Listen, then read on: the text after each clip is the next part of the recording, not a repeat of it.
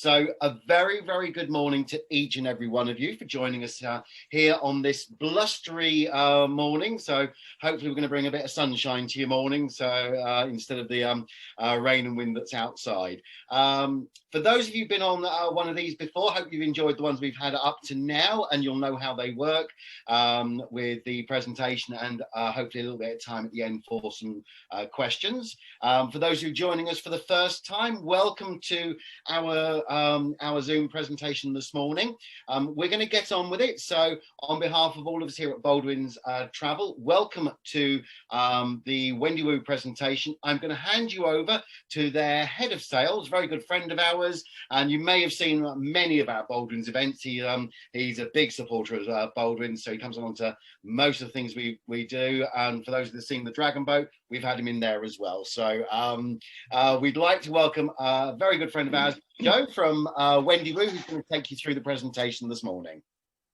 Thank you, Trevor, and good morning, everybody. First of all, thank you for spending time to have a little trip around Wendy Wu World with me today. I'm going to go at quite a pace because we've, unlike when I do a destination-specific presentation, I've got a lot to try to cover here. I will cover a bit about Wendy Wu, what makes us different, all of the destinations that we go to, just as an overview to give you an idea. Then I'm going to pick a couple of tours, one in Japan, one across Southeast Asia, to go through in a little bit more depth, just to highlight those. Then some of our new destinations, and then finally finishing off with our current offers that we have in the marketplace for you, and also to answer any questions. If anyone has any questions they think of whilst I'm presenting, then please just type them into the chat box. Otherwise, at the end of the presentation, I'm happy for you to unmute yourselves, and we can have a chat then. So I'll get going. So hopefully that slide's transitioned. So Wendy Wu are the UK's #1 Asia tour operator for escorted tours, but particularly for touring of China and Japan. Nobody sends more people to those two destinations from the UK than we do on escorted tours. And a lot of people, the majority of people, will travel on what we call our fully inclusive packages, which is our classic tour styles. And I will explain our tour styles on a different slide. If, as a UK or European passport holder, you require a visa for a particular destination, then that is included in the price, and our visa department will work very closely with Baldwins to make sure that's a really easy, simple, smooth process. We have won a huge amount of awards from within the travel industry, and there's a big Oscars of the travel industry tomorrow evening. So hopefully, I know we've been nominated, and hopefully we will win an award again there, where for 10 years consecutively we've won Best Asia Tour Operator, but also from the general public, Condé Nast Traveller, Sunday Times readers, just to mention a couple. Of course, I get paid to say how brilliant Wendy Wu is. So talk to Baldwins, your independent travel agent. They will give you genuine independent advice. They've sent many, many people away with us. Great customer feedback, 97% customer satisfaction ratio. Look us up yourself, 5-star TripAdvisor rating, gold trusted service on FIFO. And we've been doing this for over 20 years now. So we really do know what we're doing in our destinations. We are a specialist. Sorry, I'm just still admitting people. So for all those that have just come in, hello, and you haven't missed much yet. So these are our destinations and our brochure front covers that we actually travel to. So as I said, market leaders for China and Japan. We travel all across Southeast Asia, but our most popular destination there is, without a shadow of a doubt, Vietnam and Cambodia. Then we have India, and we've been doing India for quite some time. We've got some amazing partners over in India. They really, really do go, I wouldn't even say the extra mile, I'd say the extra marathon to make sure our customers have an amazing, amazing time. Latin America, which we've been doing now for 5 years, and we've added a new continent to that with Antarctica expedition cruising. So that's quite exciting, and I'll cover that just top line towards the end of the presentation.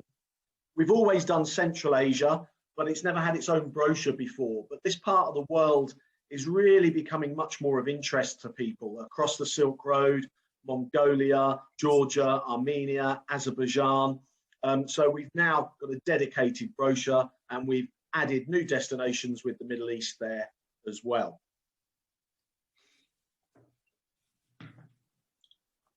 Bear with me, that doesn't want to click on. There we go. So these are our tour styles, and I'll just go through these and I'll get into the nitty-gritty of the actual destinations and hopefully plant some seeds with you. So our classic tours, they are our fully inclusive packages, and is what most people travel with us on.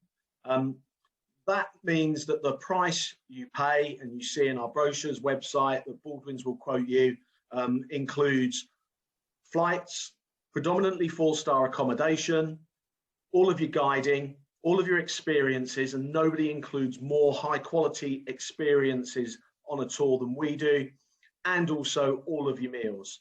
And when we take you for meals, we're taking you to great restaurants. We know them well. The food is excellent. So you're getting a real immersive experience.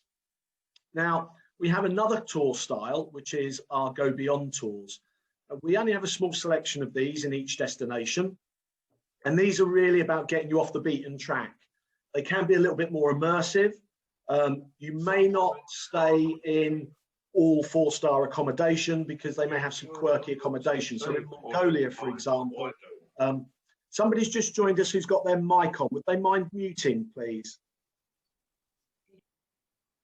Thank you. Also we have, so in Mongolia, for example, we have a number of nights staying in a Mongolian ger camp. Also with the Go Beyond tours, they may have a little bit more physical activity. So as an example, when we go to Mount Fuji in Japan on a Go Beyond tour, we'll actually be doing some hiking around the base of Mount Fuji. So with the Go Beyond tours, they are a little bit more adventurous. They also don't include all meals. So you have got a little bit more independence, but you still have a guide who is with you from start to finish all the way through and there for anything that you need.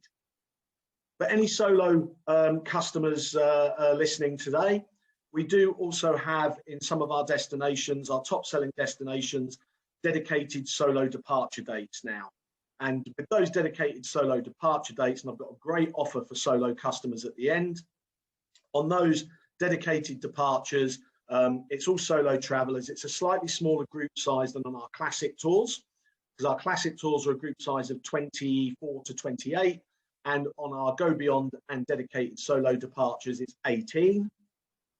They also will get a private taxi transfer to the airport for the first 50 miles, and obviously their own room, a welcome reception, and an airport lounge. So we've really tried to do something for our solo customers. You can tailor make a tour with us, you can do private tours with us, and if you're members of a social group or a group of any particular interest, let's say yoga, for example, we can also put together a complete private tour for your group. Again, just go back to Baldwins, contact them, and we can work that out. So, sorry, that slide always transitions a bit quick. I'm just going to show you the brochure front. You can see the information there with regards to our tours. We are the market leader for tours of China. And with all of our destinations, there's lots of extensions that you can add on. We have suggestions on our website and in our brochures, and Baldwins can definitely give you some suggestions. And we can also do stopovers. So as an example, if you were flying with Emirates, you may wish to stop over in Dubai, for example, for a few nights. So we can do all of that. And I just want to show you our top selling tour of China and just use this as an example, really, with of what Wendy Wu tours do that's slightly different to a lot of other escorted tour operators. So let's start off with Beijing. So of course, when you go to Beijing, you're going to go and see the Great Wall of China. Now, a lot of escorted tour operators will take you to the Baldwins section, which is the closest section to Beijing. It has a cable car and a toboggan ride. and is absolutely ram-packed with local tourists. Very, very busy, and you really don't get that genuine, more traditional experience. So we will take you to a much further part of the Great Wall of China, much quieter, and we will be there as soon as it opens. So I have pictures on my own phone of when I went 2 years ago now, of me on the Great Wall of China and nobody around me. And when we're leaving is generally when other escorted tour operators are arriving, and it gets very busy. So that's one element. When we go down to Xi'an, hotel location is just as important as hotel star rating. So a lot of operators, when they're doing escorted tours, and I'll use Europe as an example, where they'll say on a European tour, you're spending 2 nights in Rome. However, you're not actually in the center of Rome.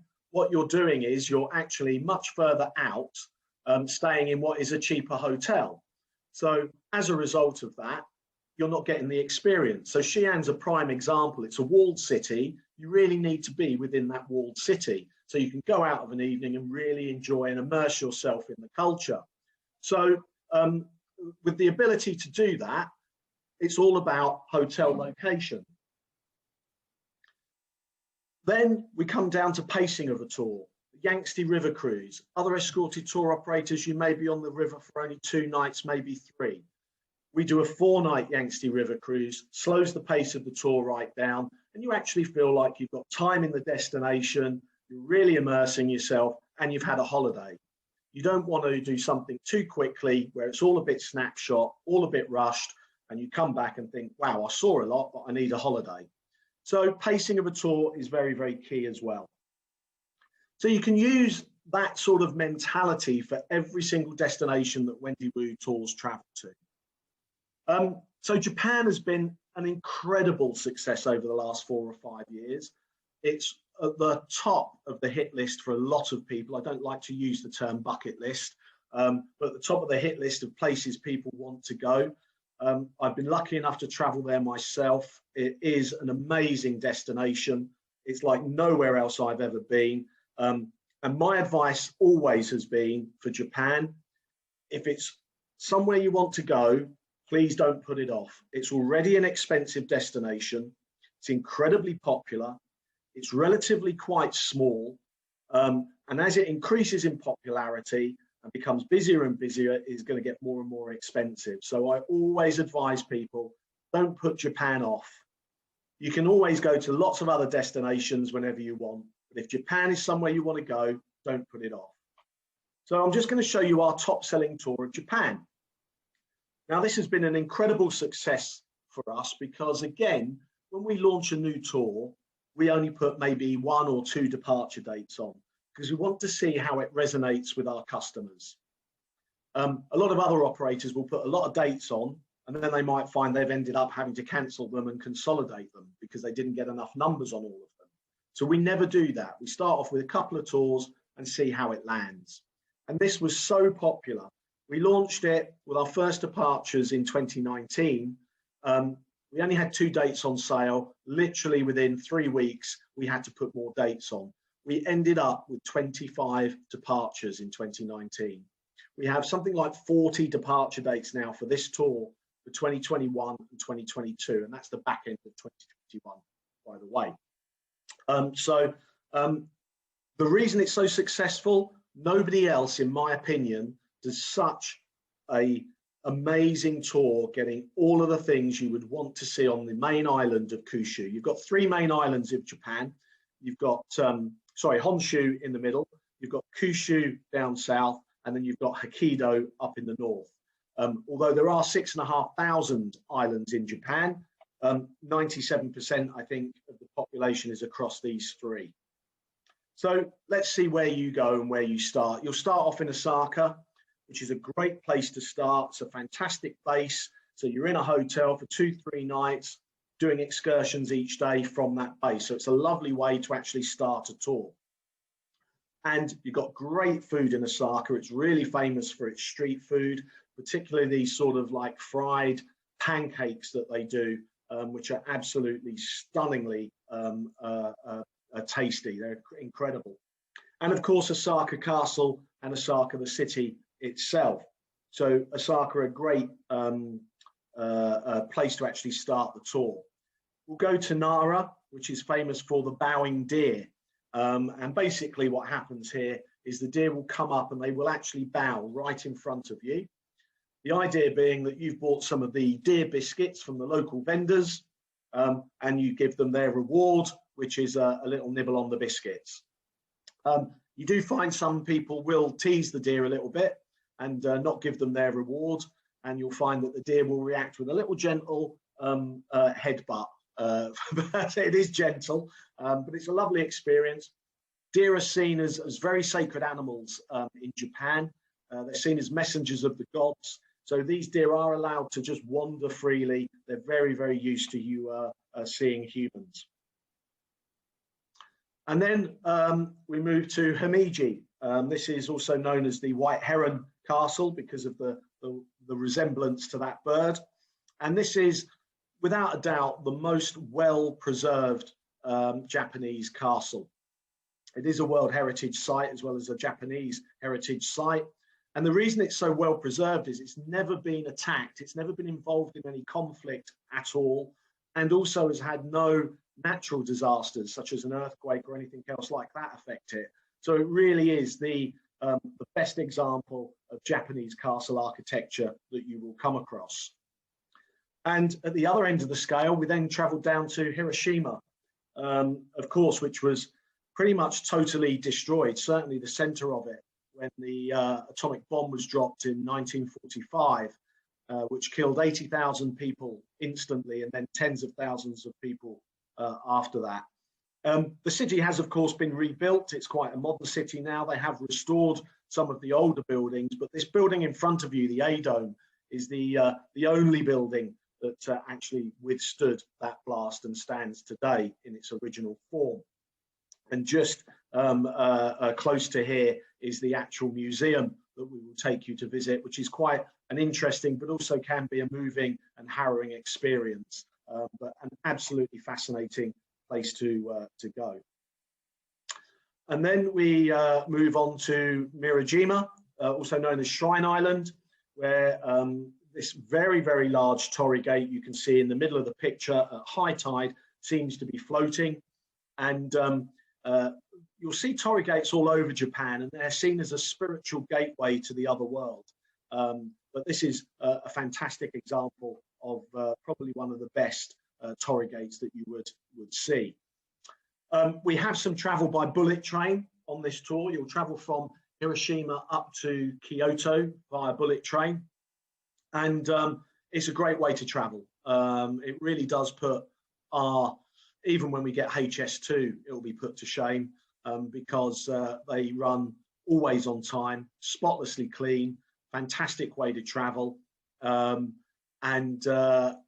we actually will take your larger luggage that you've come across with internationally on the coach, and that will arrive in your next destination for you at your hotel, and you just take on some hand luggage onto the bullet train. So we really do take care of everything. And they're also at the moment building a network of maglev trains, which will travel even faster than the bullet trains because they are magnets that levitate the train above the track, so there's no friction, and they expect to have a pretty decent network of those established by 2025. And then onto my favorite area of Japan that I visited, Kyoto. This is the ancient capital up until, I think it was 1845, when the emperor himself decided to move to Tokyo, which is now the capital. This picture here is of the Gion area, which is behind these shutters when they're open, small little bars and restaurants, and where they're doing little geisha shows.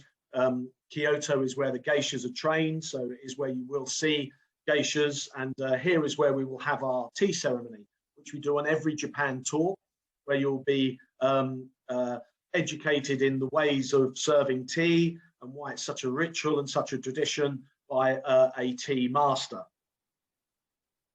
Then on to Ishimi Funari Shrine. This is 10,000 torii gates, which lead you up to a temple complex, and we'll also get to see the Golden Pavilion, where these top two layers are made out of solid gold leaf. And the gardens that these are set in are absolutely stunning.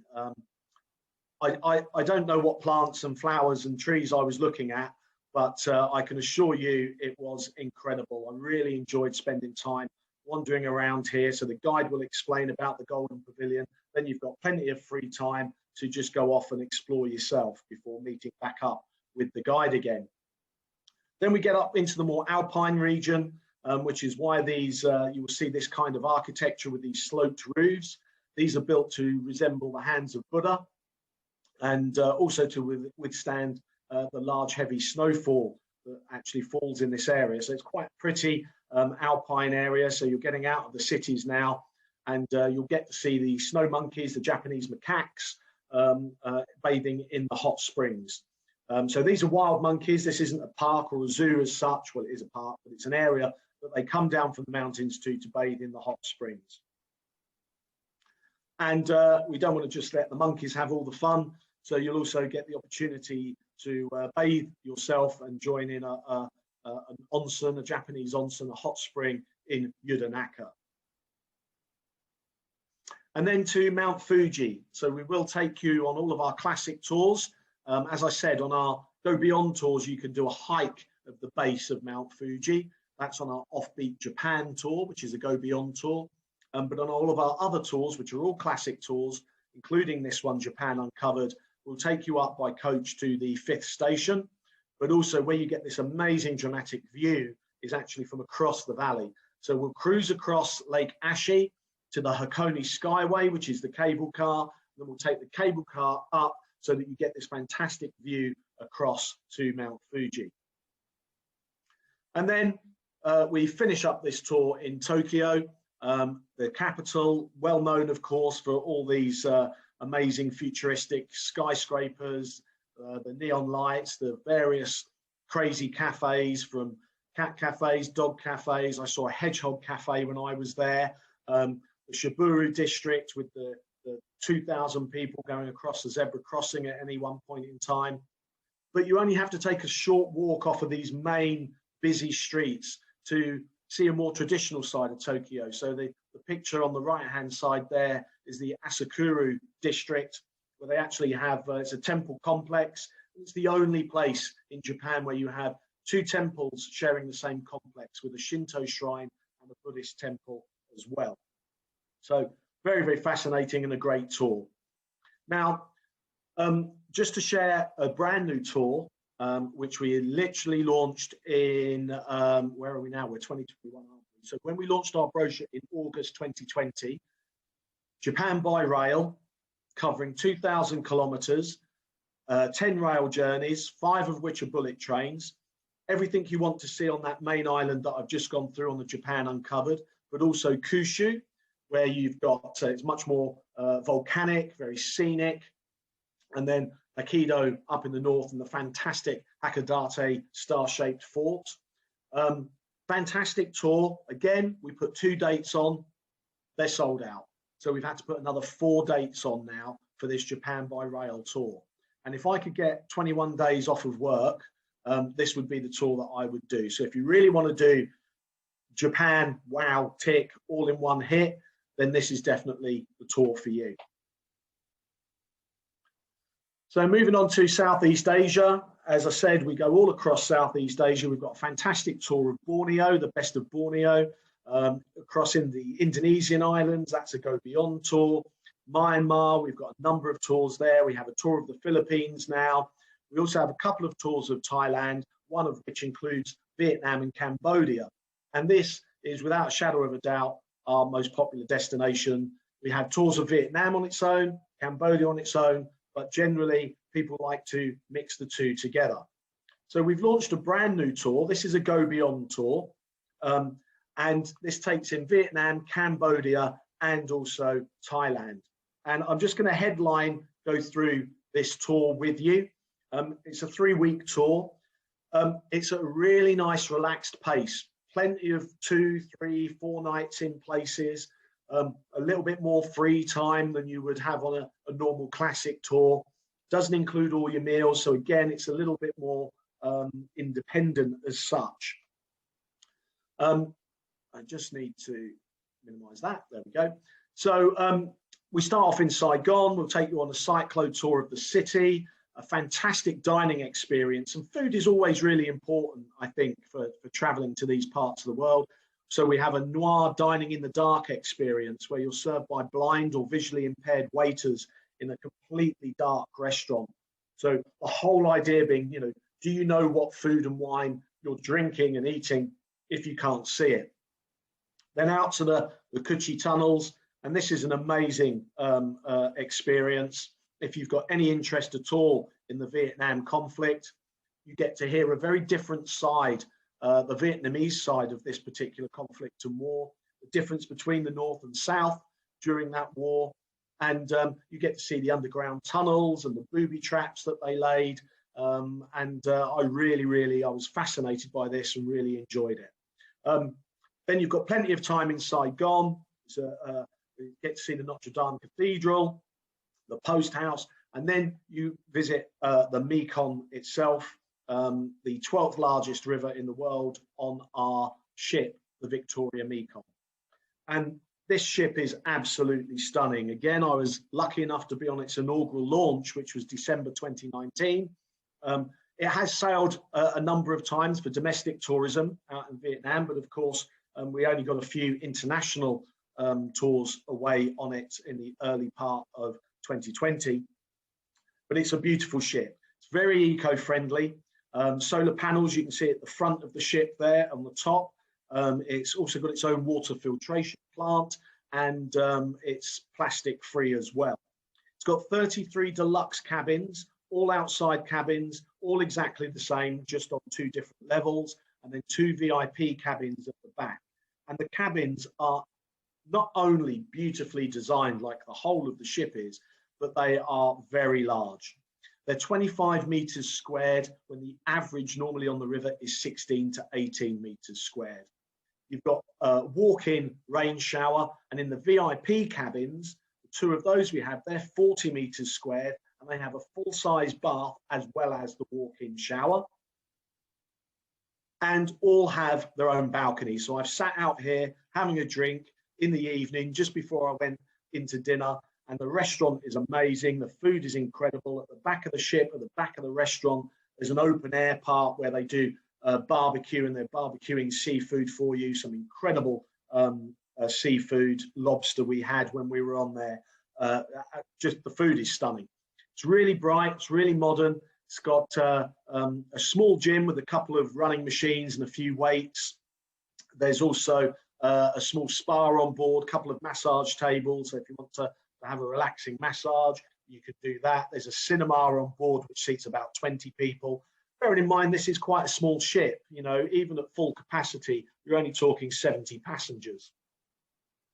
And there's a plunge pool at the back of the ship. And this is, again, another lovely place to be having an evening drink and just watching the world go by.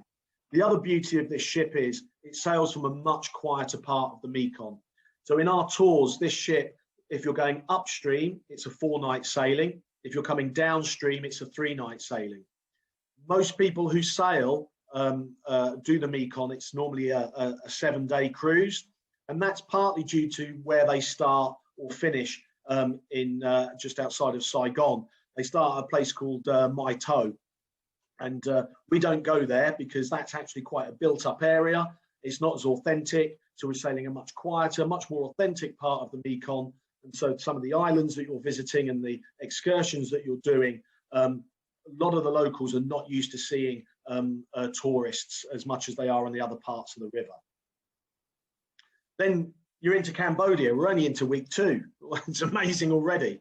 We'll take you on a cyclo tour of Phnom Penh, obviously to learn about the killing fields as well. And we will take you to what was a school and became a detention center during the reign of Pol Pot. The Angkor temples, but we don't just take you to the temples. This is another great experience, which I've done, the sunset on Angkor Thom's moat, where we take a small sampan out into the middle of the moat and just watch the sunset come down. Beautifully quiet, not very many tourists. All you hear is the birds and the wildlife. in the trees and everything by the side of the moat is stunning, absolutely stunning. Plenty of time in Siem Reap, great place to spend some time, get your shopping, souvenirs, and then we're into Thailand. So time in Bangkok, plenty of free time. As I said, on this particular tour, you get out to also see the bridge on the River Kwai, some time on the beach, and also a couple of elephant experiences with a 4x4 elephant safari and also an elephant sanctuary visit. So quite an amazing tour. Then moving on to India. Now, India is our most revisited destination, I would say, because a lot of people are a little bit nervous about going to India or have reservations, but they want to go. And they'll go and generally do a Golden Triangle tour, and they'll love it.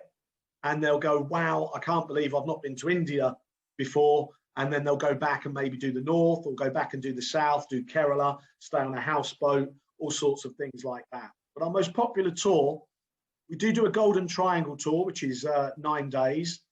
But for even better value for money, you get to do the Inspiring India tour. It's only a few £100 per person more. And you're not only just getting the Golden Triangle, but as you can see on the map, lots of other experiences with Pushkar, down to Bundi as well, Udaipur. But one of the real highlights for anyone who's into their wildlife is Ranthambore. So this is where you go and see the tigers by doing a tiger safari. Now, you're not guaranteed to see tigers. And this, again, is the Wendy Woo difference. Lots of other escorted tour operators will take you to Ranthambore. It's quite expensive to stay in that area, and you'll stay for 1 night. And you'll get a limited number of tiger safaris. We stayed for 2 nights in a great small, it's not a bed and breakfast hotel, but it's a small hotel. It's not a big international chain. And you get 2 nights there, and you get lots more opportunities to see the tigers. So that's just another example of the Wendy Woo difference. Also, India is our best value for money destination as well. And again, we do tours from 9 days right the way up to our 28-day tour, Grand Tour of China. And the longer you can go on a tour for, always is the better value for money, and always that pacing is even more leisurely because you've got more time to see and experience. Central Asia and the Middle East. So a number of classic tours and go-beyonds. You can see the destinations there that we list, that we go to in Central Asia. A lot of interest in the Silk Road, particularly in Uzbekistan. And we've also introduced our Middle East tours. So I'll just tell you a little bit about these.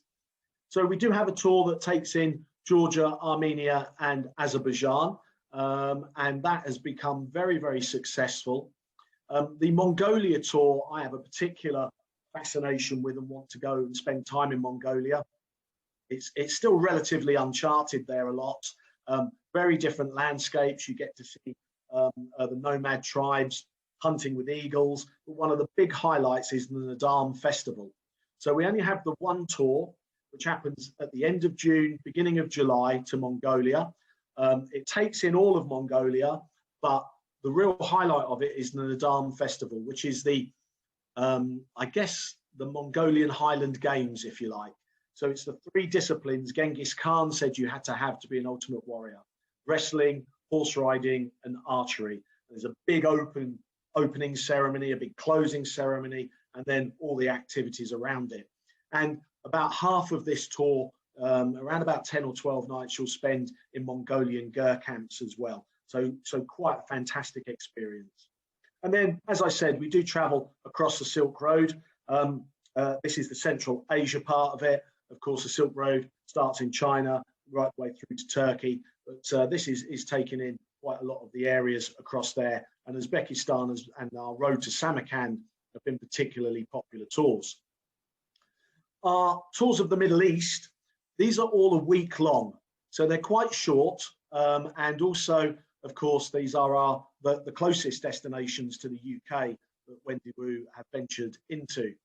They're fabulous tours. I've been to 3 of these 4 destinations. I do love the Middle East. I can't pick a favourite, but I do have to say that Petra in Jordan is as incredible as you would expect it to be. And if you haven't been, and again, it's on your hit list, I strongly advise going, because when you walk through the mountain cleft that you walk through, even though you know what you're going to see, when it opens up, and the treasury is there. It's just incredible. And also on our tour, you get to see it at night as well. And we stay right by the entrance. So again, we will be some of the first people into Petra in the morning. So we really are. Wendy is very, very passionate about the experience because that's what it's about. Now, what you can do is actually put these tours back to back. So we've structured them in a way, although they're a week in duration, so you can do them on their own, or alternately, as you can see here on this list, we put them together because we've structured the departure dates to enable us to do that. So you could do Egypt, Jordan, and Israel, 25 days, everything included, all of your meals, all of your experiences. What a fabulous tour of the Middle East. And our final brochure and destination, I'm going to cover Latin America and brand new for us, Antarctica. So we do travel across most of the major places people want to go to in South America. As you can see there, Argentina, Bolivia, Colombia. We have a separate tour of Ecuador now because people were going to Ecuador when they were doing the Galapagos with us and spending a couple of days in Quito. And we actually got feedback where people were like, oh, I'd like to spend some more time in Ecuador. I might do a tour of Ecuador on its own. So we've introduced that as a new destination for us. We do the Galapagos Islands. You can do that as an extension or as a tour on itself. But our most popular tour is Chile top to toe. So this is the longest country in the world. Very, very different climates. So you do need a bit of creative packing because you're going to go from the driest place on the planet, the Atacama Desert up in the north, to the more temperate region in the Lake District in the middle of the country. And then you're talking glaciers and penguins down in the Patagonia area, which of course, Punta Arenas is where we would depart for our Antarctica cruises, which I will go on to in a minute. But if you wanted to do as much of South America in one hit, then this is the tour for you. Ultimate South America, a lot of time in Peru. That helps with the acclimatization as you approach Machu Picchu. And also, with our tours, when we go to Machu Picchu, you have a 2-day pass and we stay up in Machu Picchu village. Again, a lot of other escorted tour operators, you'll be there for an afternoon and then staying off somewhere else. We then travel down through Peru and into Bolivia. You'll get some time on the salt flats, staying in a salt hotel in Uyuni, and then the Atacama Desert, which has been used as landscapes representing Mars in films. So if any of you have seen The Martian with Matt Damon, that's what they use to represent Mars. Down through to Santiago, you'll spend some time there, out to Valparaiso, and then across the Andes into the Mendoza region. Of course, fantastic wines in Chile and Argentina, so you get plenty of time to enjoy those. Before we then go to the Paris of South America, Buenos Aires, you'll get the opportunity to see a tango dinner show, and also we take you out for a day on the ranch with the Argentinian cowboys, the gauchos, where you'll probably have the freshest and tastiest steak, if you are a meat eater, you'll ever have in your lifetime. Then up to Iguazu Falls, where you get to see that amazing natural falls from both sides, so from the bottom and the top, before we then move on to finish up in Rio with a little bit of a party. So moving very briefly, just top line to Antarctica. So we have 4 small expedition cruises to Antarctica. We've partnered with a company called Quark Expeditions. They are the market leaders in small ship polar expeditions. They've been doing this for just over 30 years now. The big question, if you just want to go to the Antarctic Peninsula, which is the element of Antarctica that juts out towards the bottom of South America, then the real question is whether you fly or cruise across the Drake Passage. So some people, because of time limitations or because the Drake Passage can be notoriously rough, it can also be incredibly smooth, but some people are a bit concerned about that. So instead of doing that 2-day crossing, they might prefer to fly and then pick up the cruise. They've got a number of vessels, all incredibly well designed. Of course, lots of experts on board for lectures and to tell you about the wildlife and what you're going to see and do. Fantastically eco-friendly, these vessels. The largest one is 199 passengers, and they have something like a 2-to-1 almost guest to client, staff to client ratio. You can also do the longer tours, as you can see, South Georgia, and also including the Falkland Islands. But it really is about the wildlife, what you're going to see, what you're going to do, as you can see in these images here, and the opportunities to also get off of the ship and explore. So quite fantastic, very new continent for us. So we're very, very excited about this. And finally, so this isn't in any brochures, and this is Tours of New Zealand. Now, Wendy Woo Tours have 3 offices. The head office is in the UK in London, which is where Wendy herself resides. We then have an office in Australia, which is actually where the business started, and before we came over to the UK. And we also have an office in New Zealand. Now, of course, over the last number of months, we all know that people haven't been able to travel. And in New Zealand, they haven't been able to travel. But they are pretty much COVID-free there. So they're allowed to travel around their country pretty much unfettered. So we decided, or our New Zealand office decided, to actually put some tours of New Zealand together for domestic tourism. We put a couple of dates on. They've been incredibly popular, and they've sold out already for the early part of 2021. And so we've actually then gone, well, actually, we could sell into these as well. So we're actually selling for departures at the back end of 2021 and the early part of 2022 and the back end of 2022.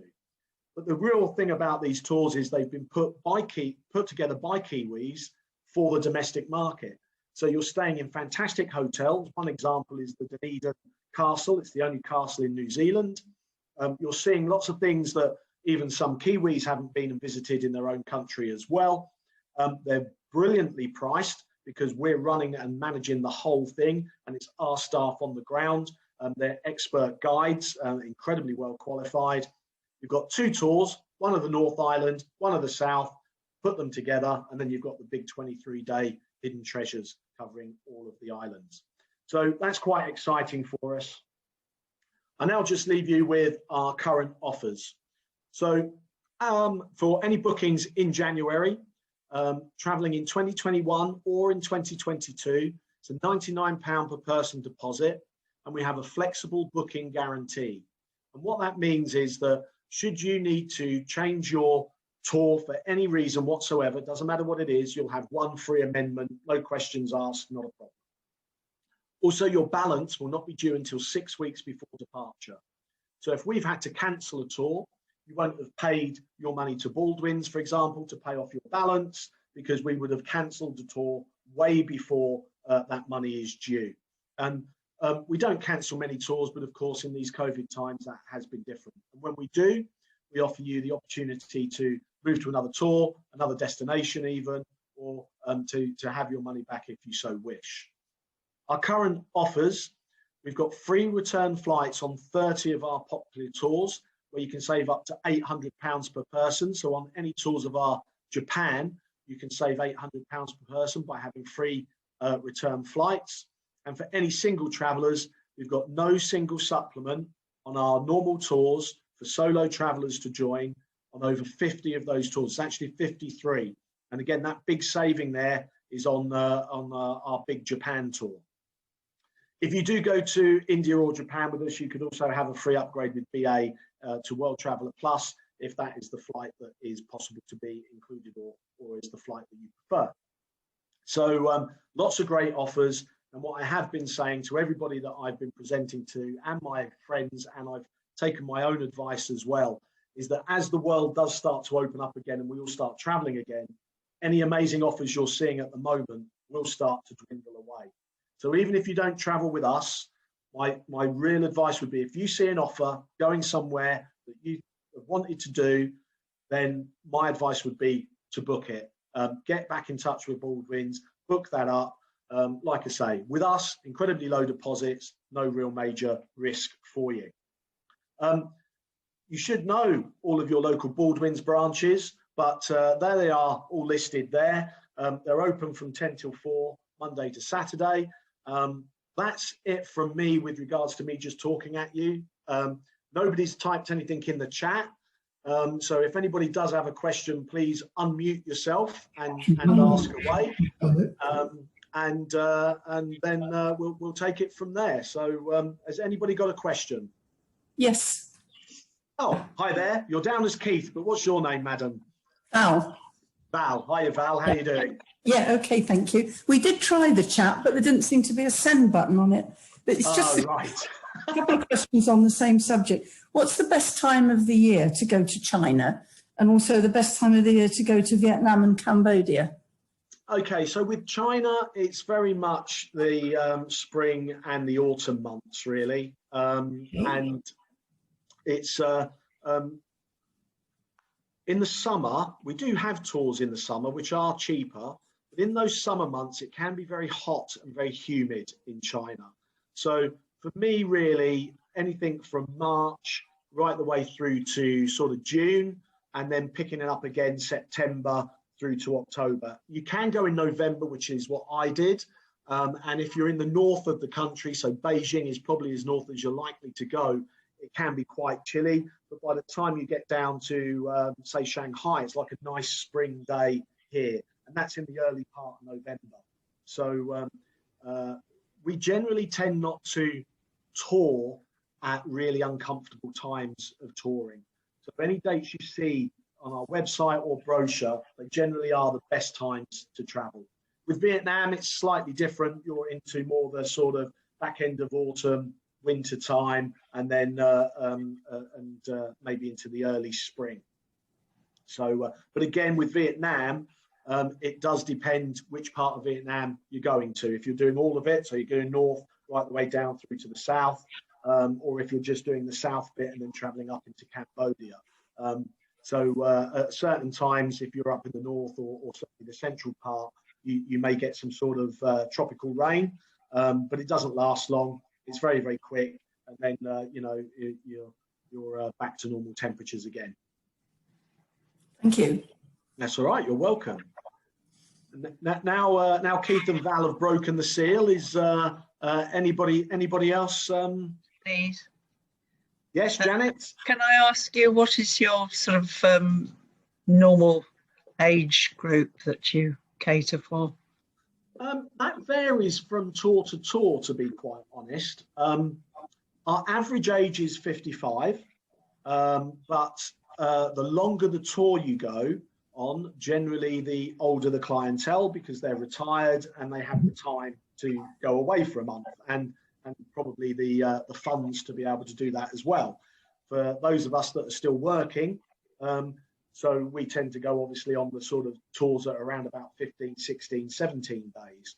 So that generally tends to determine it. So although our average age is 55, I would say on most tours, you're probably looking at people that are between their late 50s, mid 50s like I am. I mean, I'm 55 this year, through to probably early 70s, mid 70s. But to be quite honest, it really depends on you as a person and how fit you are. With any escorted touring, whether it's with us or anybody else, you do have to be able to stand on your feet at least for a couple of hours, even at the lowest rated tours, be able to get off and on various modes of transport, the coaches, boats, buses, aeroplanes. So as long as you're happy doing that, we don't care how old you are. Right, so would a couple of hours be the maximum walking you do? On a yeah, absolutely. On a level 1 tour, which is what most of our tours are, it's only really when you start getting into level 3 or above that they can be a little bit more physically demanding, possibly traveling across rougher terrains. So some of our Central Asia tours, because the road networks are not great across some of the places we go to, and because you're staying possibly in ger camps or yurt camps, they're manually sort of rated at a level 3 because of that. So just look at what our activity rating is, but Baldwins would be able to help you with that on all of our tours. Thank you. I've just got a couple of people in the chat. Let me just have a look.